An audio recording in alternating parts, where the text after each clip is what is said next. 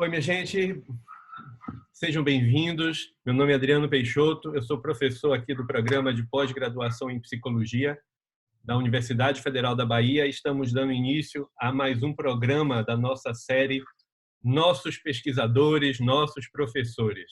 Hoje temos a grata felicidade de receber aqui conosco a professora Ilka Dias Bichara, que, por um acaso, também é a diretora do Instituto de Psicologia aqui da Universidade Federal da Bahia.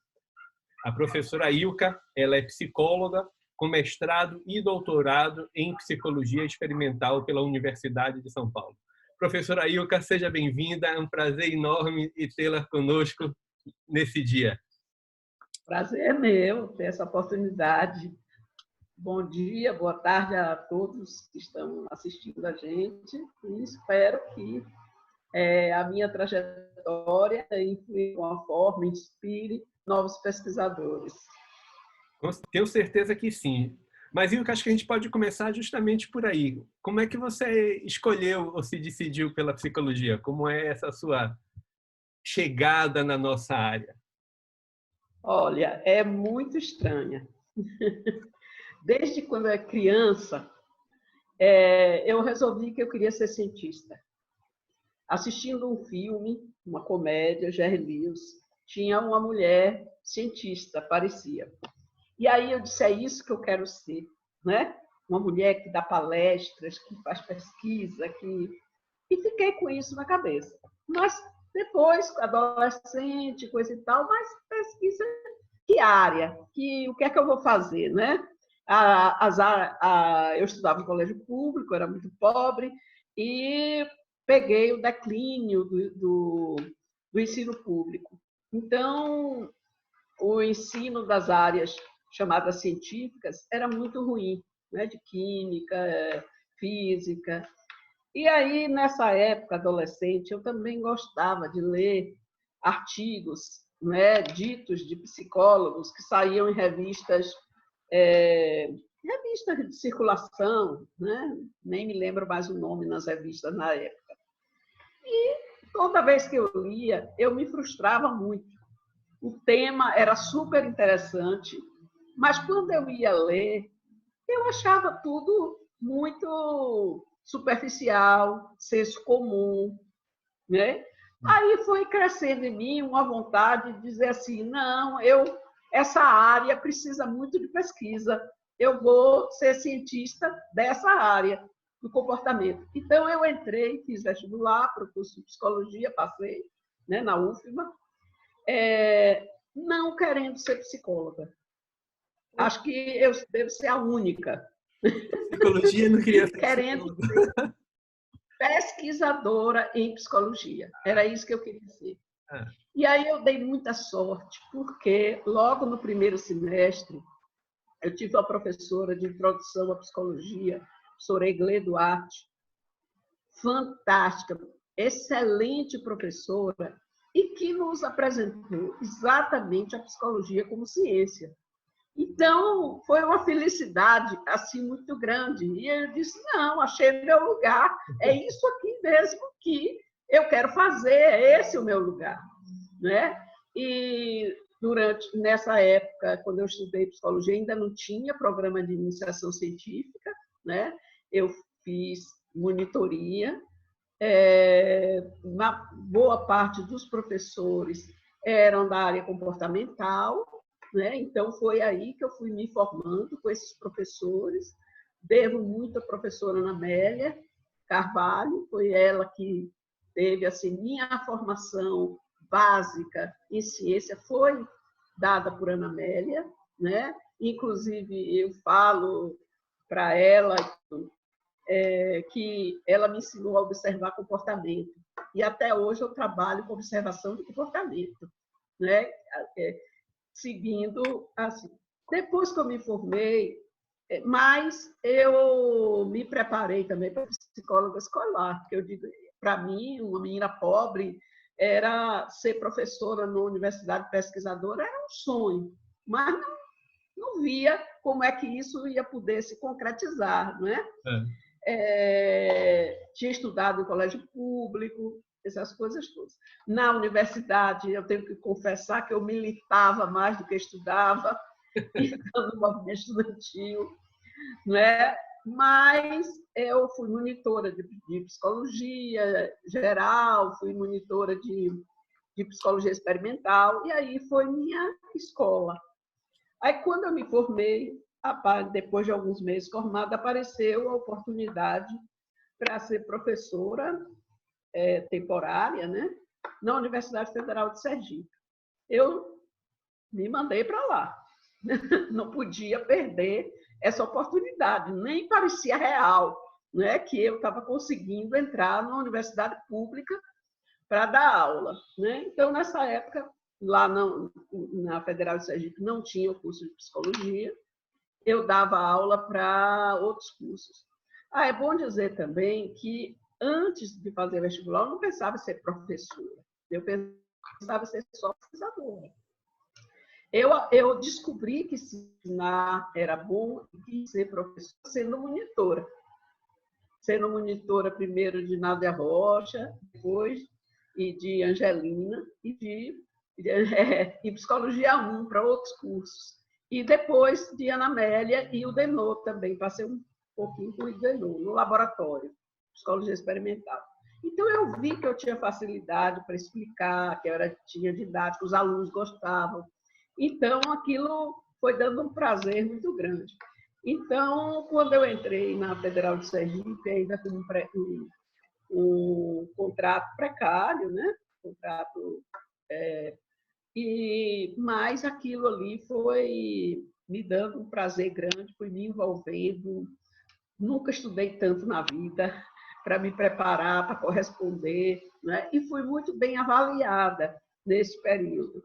E aí, depois que eu já estava lá há quase 3 anos como professora, na época chamava colaborador especial, aí fui efetivada, né? Foi um movimento nacional, porque as universidades tinham mais desses professores, professor efetivo, coisa e tal. Teve um movimento no início dos anos 80, e aí eu fui efetivada. Quando eu fui efetivada, primeira coisa que eu quero fazer mestrado, né? Aí, antes ainda de ser efetivada, eu fiz uma especialização em psicobiologia na Universidade do Rio Grande do Norte. Era uma especialização intensiva. A gente ficou 3 meses alojado lá na universidade fazendo esse curso, porque no meu estágio que eu fiz em psicologia escolar com a professora Giselda, eu tive contato com a etologia. A professora Giselda tinha chegado da França e tinha conhecido etólogos, a etologia, começou a falar da etologia. E assim que eu me formei, ela era nessa época coordenadora do programa de pós-graduação em educação da UFBA, ela me convidou para fazer um mini curso de um professor francês que estudava formigas aqui na Ilha Taparica. Então, Formigas? eu comecei... Hã? Formigas? Formigas. Segundo ele, a Ilha de Taparica é um laboratório natural para insetos sociais. Tem muitos formigueiros imensos lá, e ele veio da França para Itaparica, formigueiros, essa parte da sociabilidade de insetos sociais. Na época, a ecologia tinha muito essa linha de pesquisa. Foi através, inclusive, desses estudos de insetos sociais que a etologia entrou no Brasil com o professor Walter Hugo Cunha, lá na Universidade de São Paulo. Interessante. Não, é muito interessante estudar os insetos sociais, né? Quer dizer... Muito.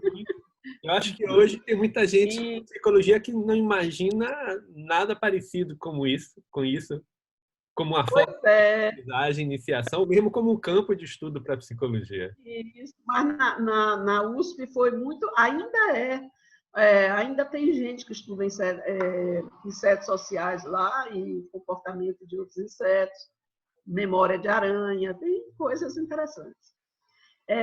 Então, eu me interessei, ainda tinha muitas dúvidas, minha formação toda era comportamental. A etologia fazia muitas críticas à psicologia comportamental, experimental, né? E aí o meu desejo de conhecer mais foi ficando muito forte. Eu fui, quando surgiu esse curso de especialização lá do Rio Grande do Norte, que depois virou mestrado em psicobiologia, que hoje é uma pós-graduação, né, super bem avaliada lá no Rio Grande do Norte, muito produtiva. Então, foi a primeira turma de especialização que, depois de três, quatro edições, virou o mestrado. Então, eu fiz essa especialização era em parceria com a USP e com a Unifesp. Aliás, era com a Unifesp, mas tinha alguns professores da USP também. Então, o coordenador geral era o professor Carlinho, que morreu já, professor da Unifesp, pesquisador de substâncias psicoativas, coisa e tal, foi um grande cientista. Ele era o coordenador de uma rede de cursos de especialização. O coordenador local era o professor Nilton, da fisiologia. Então, eu fui aluna aí de Ana Maria Almeida Carvalho, fui aluna de Takeshi Sato, fui aluna de alguns professores importantes da USP e também da Unifesp. E aí fiquei, minha formação básica, eu acho que foi a principal preparação para ir para o mestrado depois. Então, cresceu em mim a vontade de fazer o mestrado, e eu só queria fazer na USP. Só queria ir fazer aquele, porque era ali que estava tanto o pessoal de ponta na psicologia comportamental, como também era onde existia o núcleo inicial da etologia no Brasil. E eu estava dividida dessas duas coisas e em dúvida. Eu estava em cima do muro, né? Então, eu fui para o mestrado. Minha proposta inicial do mestrado era totalmente comportamental em educação, em escolar, psicologia escolar.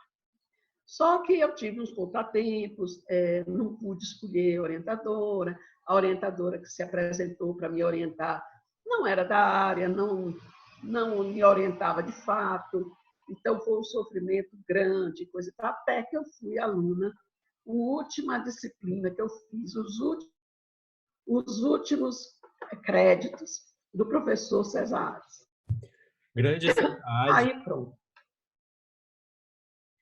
Eu já tinha sido aluna de Ana também, mas a turma de Ana era muito grande, não dava para fazer muitas perguntas, tirar as dúvidas. Aí fui aluna de César Hades. Pronto, aí foi definitivo na minha vida. Definitivo. O curso de César era um curso de etologia geral, era um curso basicamente de comportamento animal. César Hades, para quem não conheceu, não ouviu falar dele, né, lamentavelmente ele morreu num acidente uns anos atrás, mas era um cientista fantástico, um homem culto, que na aula discutia de filosofia comportamento do gatinho de não sei quem. Ele era apaixonado. A aula de César Hades começava 2 horas. Às vezes, cansei de sair de lá 7 horas da noite. E terminava a aula porque tinha gente que ia precisar, que era dona de casa, precisava ir para casa, dar comida aos filhos, essas coisas. Porque, pelo gosto das pessoas, a gente continuava ali, né, discutindo. Era um momento, assim, sabe, quando a academia, sei lá, o auge do que a gente imagina do ambiente acadêmico, do ambiente de discussão, de um homem que está ali preparado para responder qualquer questão, para discutir qualquer assunto. Olha, foi um momento assim definitivo, é um marco na minha formação, foi esse curso de etologia com o professor César Hades. Também como professor. César Hades vamos dizer assim, eu sempre disse para os meus alunos, se eu conseguir ser assim, uns 20% professora do que César Hades foi, eu estou feliz. Porque o melhor professor de toda a minha vida, que eu já vi dando aula, que eu já assisti, foi César Hades. Ele canta a plateia, ele sabe, ele... Então, foi muito importante. E aí ele gostou muito de mim também, participava muito da aula e tudo. Aí eu tomei que conversar com ele do meu drama. Ele disse que faça um projeto, mas como já tinha passado muito tempo, ele disse, olha, não dá mais para ser com humano. Nessa altura, faça um projeto com um animal, me indicou umas revistas e traga aqui o projeto. Eu passei, sei lá, uns 15 dias praticamente morando na biblioteca da USP. Naquela época não tinha internet, não tinha, né, portal de periódicos, não tinha, a gente tinha que ir para a biblioteca, procurar os periódicos, abrir, olhar os índices, não é? Escolher artigos. O trabalho manual, braçal. Manual, da Xerox. Eu tinha duas costas terríveis de ficar tantas horas ali sentada em uma daqueles livros na biblioteca. Aí tive uns insights lá, fiz um projeto. Ele gostou, fez umas correçõezinhas, pronto. E assim eu mudei. E meu projeto, meu mestrado foi, eu estudei fatores ecológicos da construção de ninho em hamster. Fatores ecológicos da construção de ninhos em hamster. Hamster constrói ninhos. E aí a pergunta que eu fazia na época era o seguinte: os hamsters de laboratório, eles constroem os ninhos com jornal. Dá jornal para ele, ele rasga o jornal, ele faz os ninhos. Na natureza, ele faz de folhas secas, geralmente. E aí eu perguntei, também tinha uma discussão teórica sobre motivação. Eu, na verdade, questionei o conceito comportamental, os conceitos comportamentais de motivação baseado na privação e saciação. Então, e também utilizando um princípio importante da psicologia evolucionista, da etologia na época e tudo, que é que o comportamento de construir o ninho, ele é fundamental para a sobrevivência do hamster. Ele é um comportamento adaptado. Mas eu perguntava, será que... Sim, e o princípio era da plasticidade comportamental. Então, tem animais nenhum, né? Já vem com tudo programadinho. E animais que têm muita plasticidade. Nós somos os mais plásticos. Nós temos dificuldade em dizer assim, qual é o comportamento que a gente já nasce com ele, que a gente não precisou aprender, né? É muito difícil, porque até mesmo aqueles que a gente já nasce com eles, a gente aprende a manipular. Por exemplo, as expressões faciais de emoção, elas são universais, né? Elas são uma cara alegre, uma cara triste, uma cara de raiva, de nojo, tudo. Toda a humanidade apresenta as mesmas características.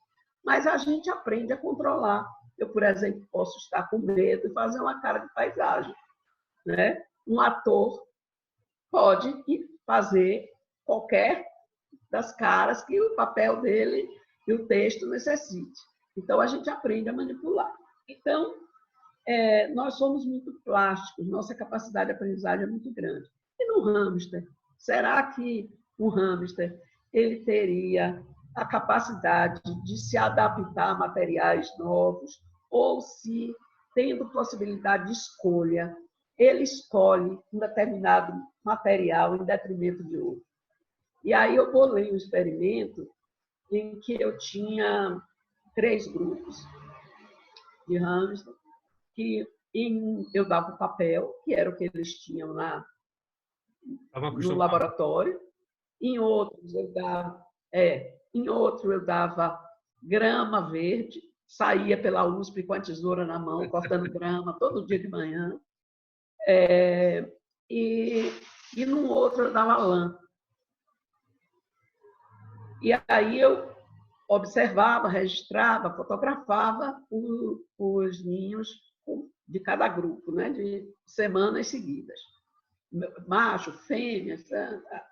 E numa segunda parte, eu dava os 3 materiais, eu escolhi aí já um número menor, e dava os 3 materiais para ver se eles escolhiam, né?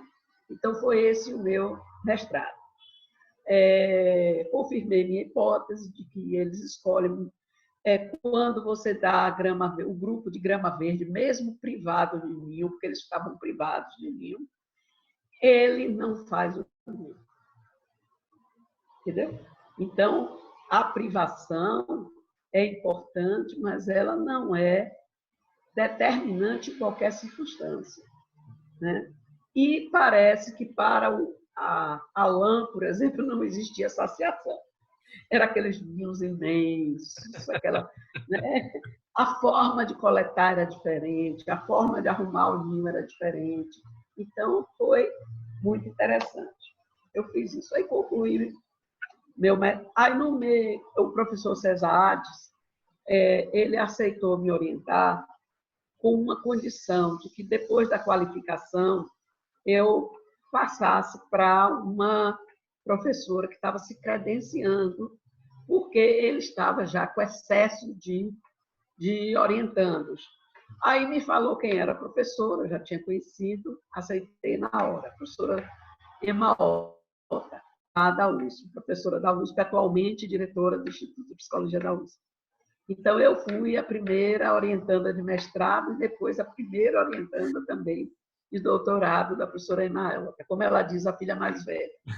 Grandes nomes da psicologia no Brasil, né?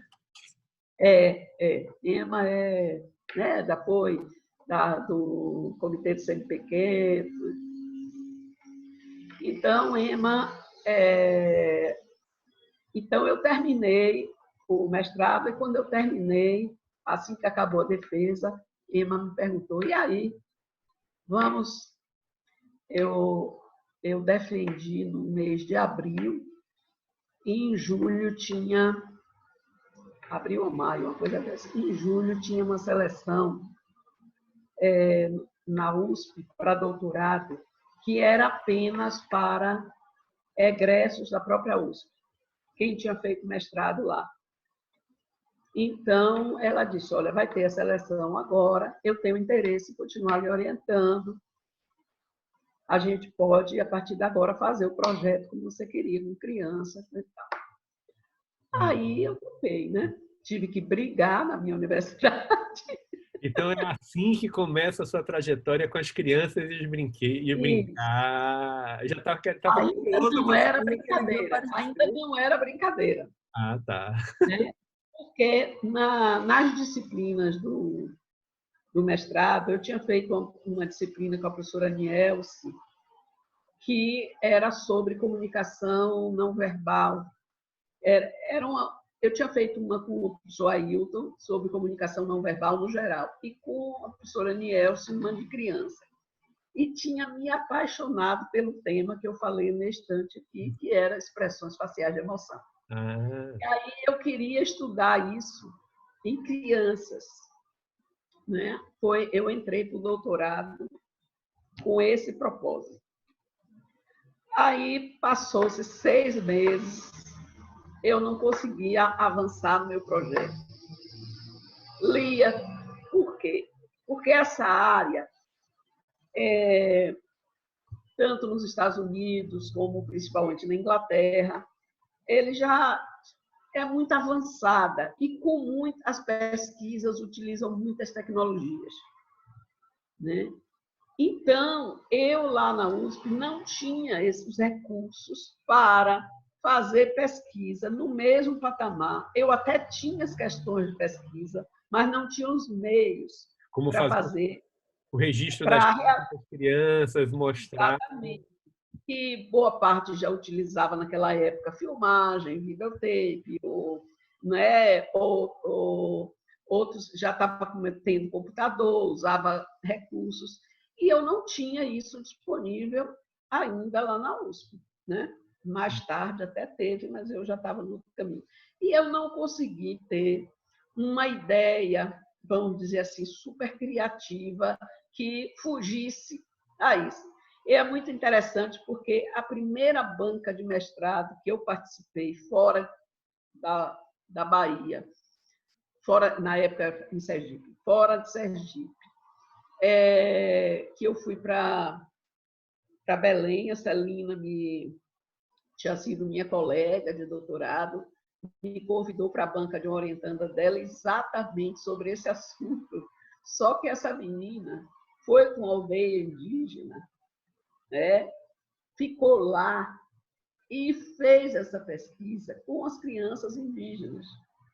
E foi muito interessante. Né? Então, ela não usou recursos sofisticados, mas ela tinha um público, ela tinha um diferencial cultural que, sem fazer uma pesquisa muito sofisticada, ela conseguiu fazer uma pesquisa muito interessante, está publicada, inclusive, fora do Brasil. Então, eu não tive nenhuma dessas ideias. Aí eu sei que já tinha passado um semestre, e aí Emma chegou para mim e um dia falou assim: Ilka, você já leu alguma coisa sobre brincadeiras?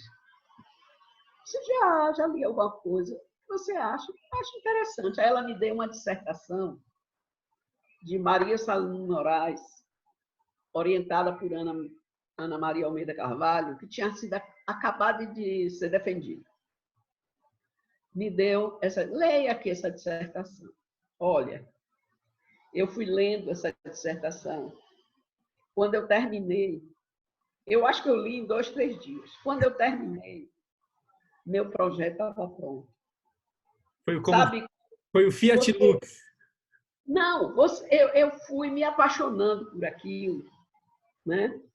E é interessante que quando ela dizia, fez uma coisa, eu digo, não, mas eu não faria assim, eu faria de tal forma. Sabe, eu fui lendo assim, foi discutindo com assim, coisa e tal, tá. Então, eu fui conversando com a eu mergulhei nessa dissertação dessa moça e fui assim, quando eu terminei, eu tinha na minha cabeça claramente o que é que eu queria fazer. Aí foi só botar no papel. E assim começou minha trajetória. Nesse momento, eu estudei brincadeiras de faz de conta, né? Minha tese de doutorado, ela até hoje é citada pelas pessoas. Isso, eu terminei esse doutorado em 1994. Olha só. E até hoje ela é citada, as pessoas consideram um texto assim básico sobre brincadeira de faz de conta. Então, mas aí ficou muito claro para mim, né? Nessa época, minha pesquisa foi com crianças em 2 pré-escolas de São Paulo, uma de classe média alta, no bairro do Pacaembu, e a outra, a creche da USP, que atendia basicamente filhos de servidores técnicos administrativos, pessoal de limpeza, tudo. Então, o público da creche da USP era um público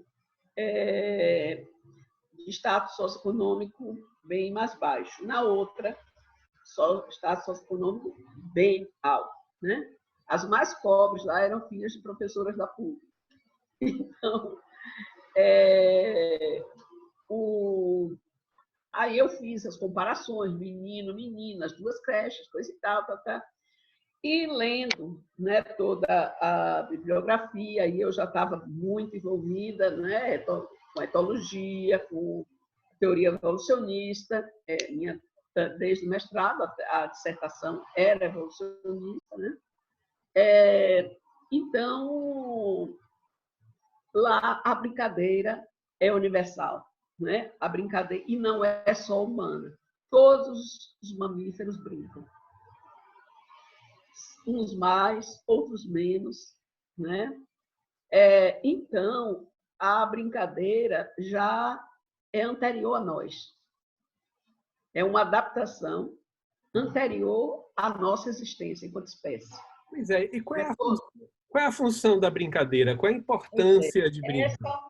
Essa é a grande pergunta. Desde o século XIX, que pesquisadores discutem qual a função da brincadeira, né? Partindo dessa premissa de que é um comportamento adaptado. E na maioria dos animais, treino de habilidades, estabelecimento de hierarquias, né? Mas no humanos, o que é? Então, desde o século XIX, que essa discussão vem tendo, um autor chamado Gross ficou muito famoso e influenciou muito o pensamento do século XX todo, que ele dizia que a função da brincadeira era treinar habilidades para a vida adulta. Né? Então, correr muito, atirar em alvos, e brincar de mãe, não sei o que, tudo era preparatório. No meio dos anos, na década de 60, por aí, do século passado, esse conceito começou a ser questionado. Primeiro, porque é muito difícil que você tenha treinos na infância, quando tem um período de adolescência no meio que não se brinca dessas coisas, essas brincadeiras não estão mais, e você vai usar isso na vida futura. Depois é uma visão de infância, como se a infância não fosse uma fase da vida, e sim preparatória, quase como se fosse assim, umas larvas que um dia vão virar borboletas. E não é isso. Criança, né? Criança é a gente.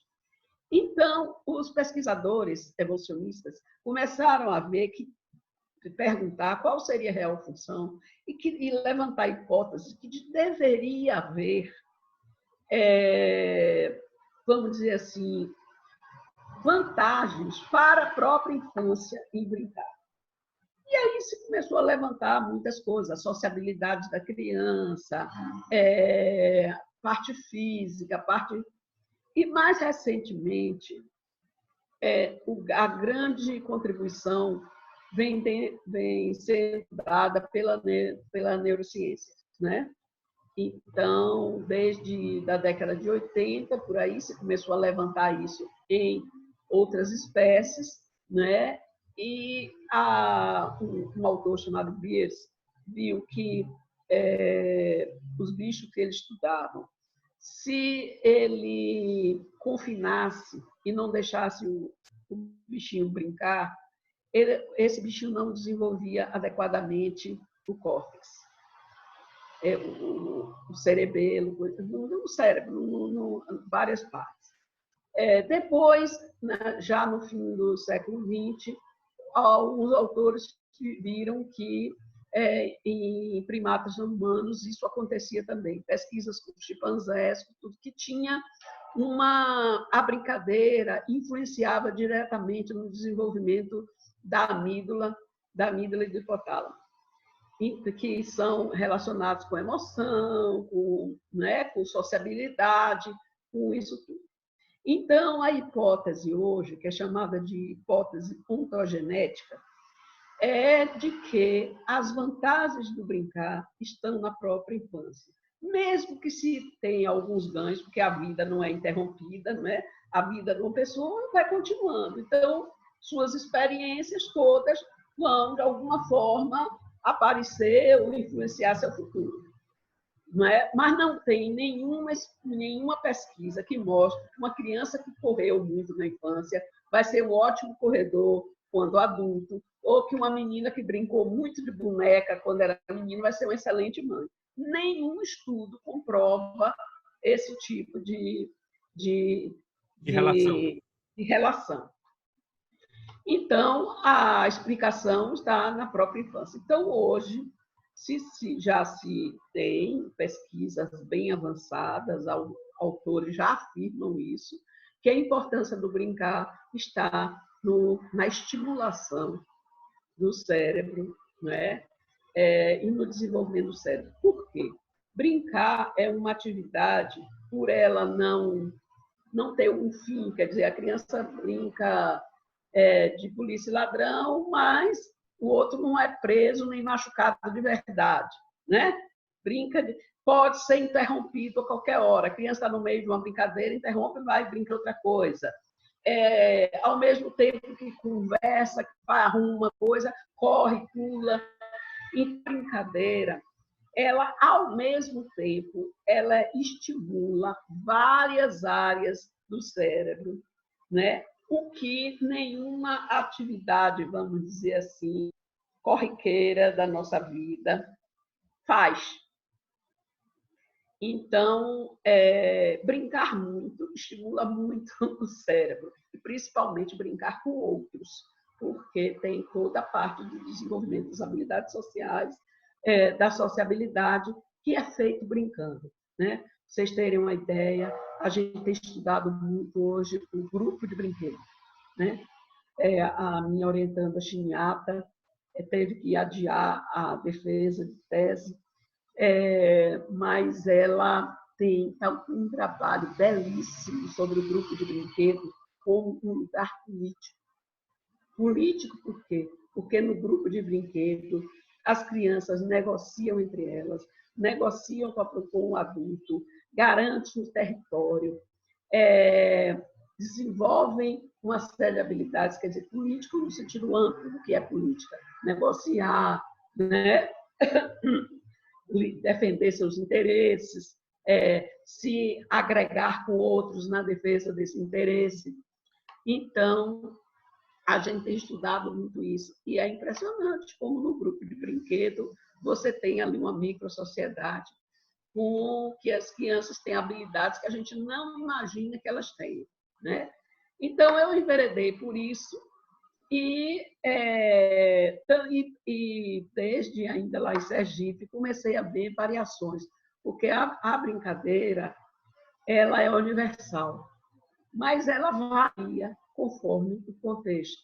Conforme a cultura. Então, a gente tem estudado isso, os contextos de brincadeira, principalmente quando envolve culturas lúdicas diferenciadas, como agora nós estamos dedicando a estudar a cultura lúdica digital, né? A cultura lúdica online, né? Nós temos já alguns trabalhos, algumas publicações, inclusive o livro que a gente lançou recentemente, né? que chama Crianças e Adolescentes em Redes, Tecnologias Digitais e Culturas Lúdicas, que reúne trabalhos, né, do nosso grupo de pesquisa e de amigos sobre essa nova cultura lúdica que está surgindo nas redes, né, de ambiente digital. Deixa eu te fazer uma pergunta, Ilka, de uma coisa que você falou agora que tem ligação com algo que você falou logo no início. Você comentou aí o trabalho de Chiniata, do grupo de brincar, né, o grupo como esse espaço político, mas lá no início, quando você começou a falar de sua trajetória, você comentou da coisa que em algum momento na graduação você mais militava do que estudava, e você ressaltou várias vezes a importância da escola pública, da universidade pública. Então, começa e hoje se fala muito, né, principalmente como tom de crítica, desse aspecto da ação política, da militância política, como um traço negativo da universidade. Como é que você vê esse tipo de aspecto? O que você diz sobre isso? Legal. Que esse é o meu outro lado, de militante. Pois é. Né?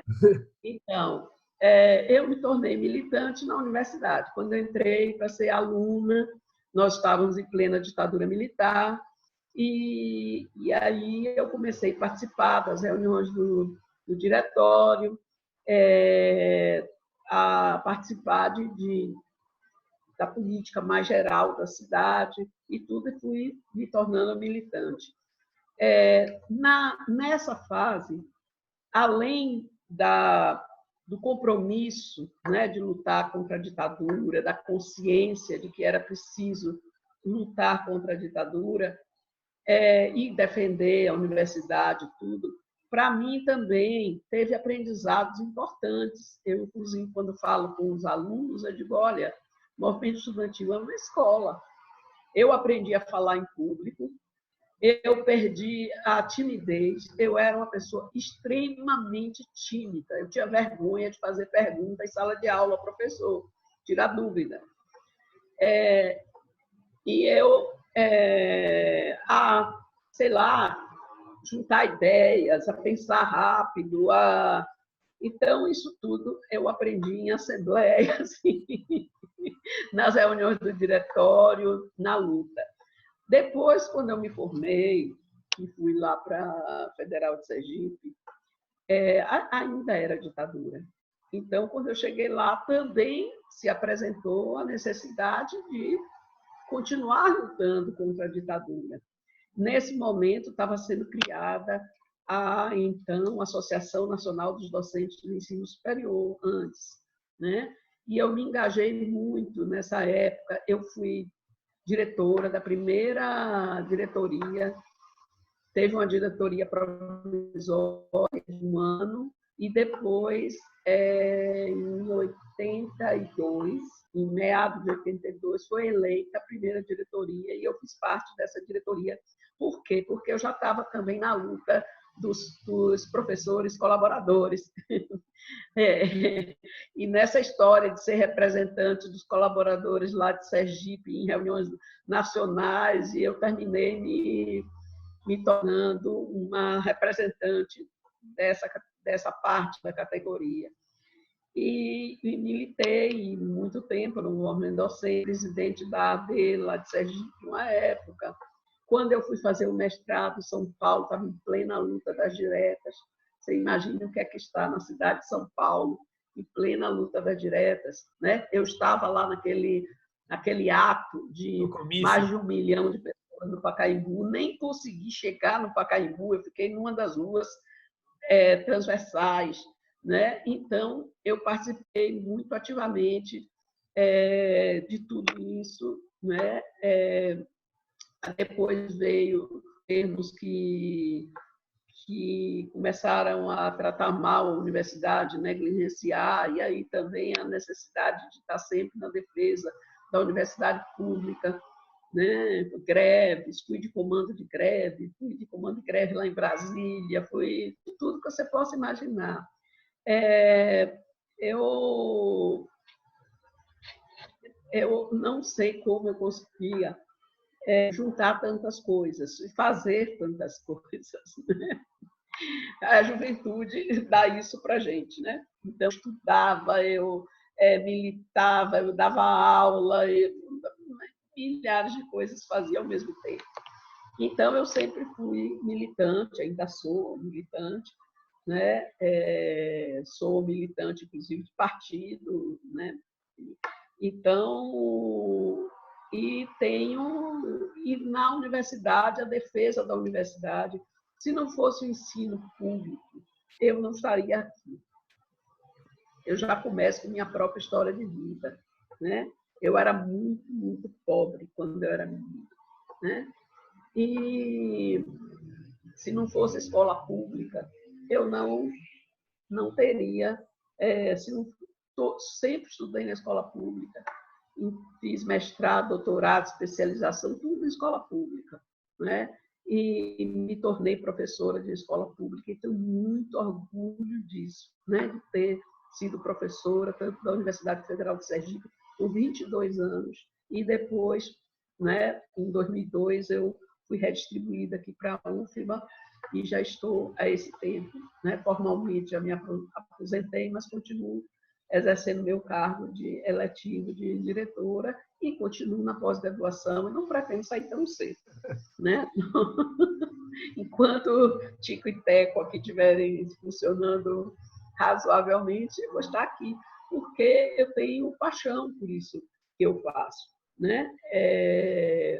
As pesquisas que eu faço não têm tanto destaque, não são pesquisas de ponta, mas eu acho que cada dia vai ficando mais claro e a gente precisa, talvez um dia isso tudo seja reconhecido, porque estudar as crianças, as capacidades das crianças, então olhando crianças brincar, a gente vê sua capacidade cognitiva, a gente vê sua cultura, seu domínio cultural, vê sua interação, suas habilidades sociais, né, sua linguagem. Então, o desenvolvimento está todo ali, né?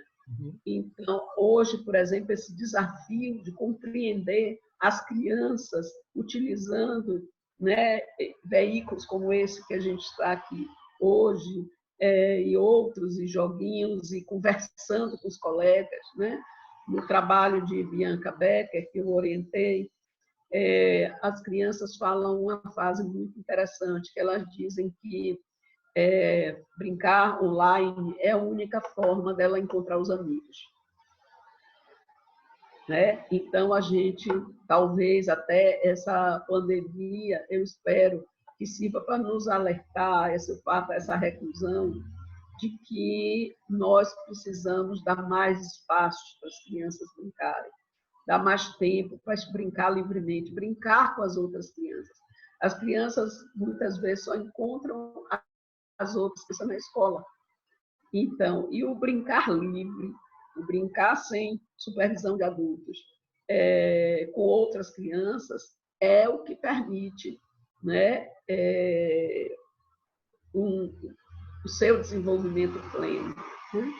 Então, eu ainda sonho com o dia em que a ciência diga assim, olha, criança que brinca muito é aquela que se desenvolve mais, que vai ficar mais inteligente. Quem sabe aí, mais inteligente. Quem sabe aí, às vezes, os pais deixem de cobrar tanto das crianças produto, né? Que o produto seja gerado exatamente pelo brincar espontâneo, pelo brincar ali, por ter o tempo para brincar e não para estar envolvido. Então, tanta atividade, sai da escola, vai para a natação, vai para o balé, vai para não sei onde, né? E não tem tempo de brincar. Então, criança precisa de brincar. Eu, nas palestras que eu dou, eu sempre termino defendendo, tem uma frase assim, criança precisa de tempo e espaço para brincar. Né? E a gente tem que lutar hoje, é uma verdadeira militância também que eu tenho, de que as crianças tenham tempo e espaço para brincar. Né? Mas a militância, então, é isso, né? Militância, como você coloca, vida, é paixão, né? E também a gente tem que entender a militância, que ela não é só política partidária, ela é política geral. Por exemplo, quando a gente está defendendo a universidade, não importa muito, ou tem um poder menor a questão partidária, se é A, se é B, se é direita, não é direita, não diria, mas o que é. Mas, e também essas militâncias, né? Militar pela ciência, militar pelas crianças, pelos espaços das crianças. Então, são muitas militâncias. Agora, isso você fala, exige paixão, exige convencimento, exige consciência, né? Com certeza. Ilka, estamos chegando já, andando assim na direção do final. Tem alguma coisa mais que você acha que é importante dizer, registrar? Algo talvez do seu trabalho, das linhas de pesquisa que hoje você desenvolve? Você falou do grupo de brincar. Meu grupo chama Brincadeiras em Contextos Culturais. Né? É um grupo que eu já tenho com esse nome desde quando eu era professora lá da Federal de Sergipe. E quando você fala contextos culturais, você está envolvendo muitas coisas, e a gente tem feito pesquisa sem preconceito. Já tive orientandas de um hospital, tenho hoje em casas de acolhimento, em abrigos. Então, pátio de escola, rua, então, ambiente virtual. Então, onde as crianças estão, né? Nós podemos pesquisar, podemos fazer. Temos evoluído também para incorporar, dialogar com outras teorias. A sociologia da infância nos ajudou muito nas formas de fazer da pesquisa, na compreensão da infância como uma etapa da vida importante, né? Mas eu acho que se a gente parte da ideia de que a criança não é só um vir a ser, a criança é um vir a ser, ela vai tem uma vida pela frente. Mas ela já é uma pessoa, né? E é uma pessoa dotada de todas as características humanas, né? Ela é um serzinho humano. Então, ela tem cognição, ela tem emoção, ela tem linguagem, ela tem sociabilidade, ela tem todas as características. E ela pensa, ela dá opinião, ela briga, ela defende suas coisas, ela se emociona. Então, quando você observa a criança brincando, você vê tudo isso. Então, a criança não é, né, um bonequinho, não é uma crisálida que um dia vai virar borboleta. Ela é uma pessoa. Então, essa convicção ela é fundamental para quem trabalha em alguma área relacionada à criança. Senão, você não olha a criança como ela verdadeiramente é. Ok, muito bom, muito obrigado. Então vamos. Obrigada a você. Passou tão rápido, eu achei que ainda ia tanto tempo para falar. Estamos já vamos a 50 minutos, né? Mas acho que é isso, a gente vai se empolgando nas trajetórias, nas coisas, a gente vai se distraindo. Quando a gente vai ficando velho, a gente gosta de contar história. Mas acho que é isso mesmo. Professora Ilka, muito obrigado mais uma vez pela sua presença, pela sua disponibilidade. Eu queria dizer a quem está nos ouvindo, quem está assistindo, que esse é mais um programa da nossa série Conheça os Nossos Professores, né?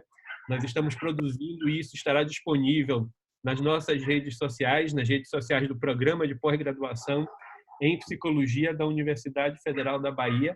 Estamos gravando aqui esses programas em período de pandemia, então de vez em quando tem um cachorro latindo ao fundo, umas coisas assim, mas faz parte. Hoje estivemos com a professora Ilka Dias Bichara, diretora do Instituto de Psicologia e pesquisadora do nosso programa de pós-graduação em psicologia aqui na Universidade Federal da Bahia. Professora Ilka, muito obrigado mais uma vez. Obrigada a vocês, boa tarde a todos. Foi um prazer.